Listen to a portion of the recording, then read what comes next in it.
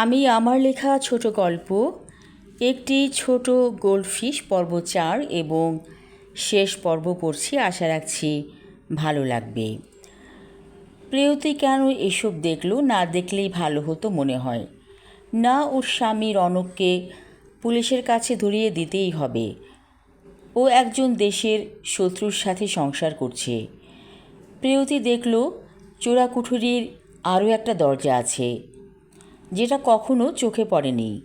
প্রেয়তী দরজা খুলে বের হলো। একদম বাসার পেছনে চলে এসেছে সে। এখানে কখনো আসা হয়নি ওর। যত সব ময়লা আবর্জনাতে ভরা ছোট উঠোনটা, দূরে একটা বেলি ফুলের গাছ যেন অযত্নে অবহেলায় বেড়ে উঠেছে। প্রেয়তী কিছু ফুল নিয়ে ওর রুমে চলে এলো। রনক বলল, কোথায় গিয়েছিলে? বেশ অনেকক্ষণ হলো তোমাকে দেখছি না তো। প্রেয়তী সব কথা চেপে গেল, বলল, এই তো একটু বাইরে বের হয়েছিলাম। সে খেয়াল করে দেখল রৌনকের ঠোঁটে যেন হাসি খেলে গেল। প্রেয়তী মনে মনে বলে, ঘুরে এসে তোমাকে ধরিয়ে দিব, আর দেরি করা যাবে না। রাত 11টায় ট্রেন, ওরা যাবে সমুদ্র দেখতে।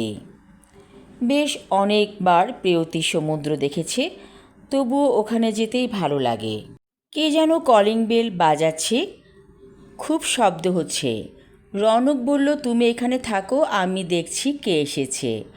দরজা খুলে রৌনক দেখল পুলিশ। প্রেয়তীও চলে এসেছে পায়ে পায়ে। রৌনক বলল, আপনারা যে? কেন, কি হয়েছে? পুলিশ বলল, আপনার বাড়ি সার্চ করতে হবে। প্রেয়তী ভেবেছিল ঘুরে এসে পুলিশে খবর দিবে। হঠাৎ কি মনে করে থানাতে ফোন করে সব কথা বলেছিল। প্রেয়তীর কেবলই মনে হচ্ছিল রৌনক ওকে মেরে ফেলবে, হয়তো সমুদ্রে ফেলে দিবে কোনো না কোনোভাবে। প্রেয়তী অনেক কিছু আগেই টের পেয়ে যায়। রৌনক বলল, প্রেয়তী, কাজটা ভালো করলে না।